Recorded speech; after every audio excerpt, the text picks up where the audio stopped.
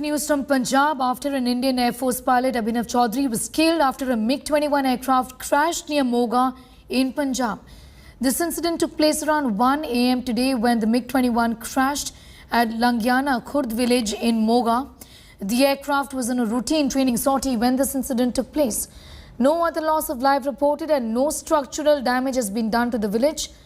Air Force has condoled the tragic loss and said a court of inquiry has been ordered to ascertain the cause of this incident.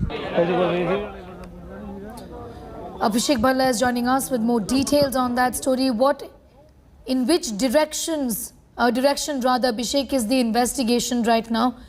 Given the fact that a pilot has lost his life and unfortunately, this is not the first time that MiG-21 has crashed.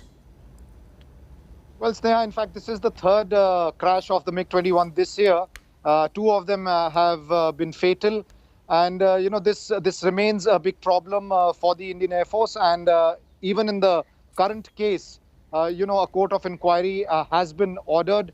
Only once the entire inquiry is over will it be clear to ascertain what led to the crash. But one thing is definitely sure that the MiG-21s have gone past their prime. In fact, they should have been retired by now, but they will continue for another few years. And what we've been told is repeatedly that at least till 2024, the 4 squadrons of MiG-21 that are still operational will continue. And the reason for this is because there has been a constant delay in inductions of new aircraft into the Indian Air Force's fleet.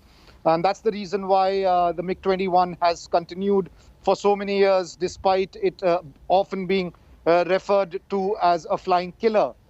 Time and again, we've had these crashes, and it's rather unfortunate that once again, a young fighter pilot has died in one of these crashes now. Absolutely, Abhishek. Thanks for getting us up to speed with those details. An Indian Air Force pilot dead in the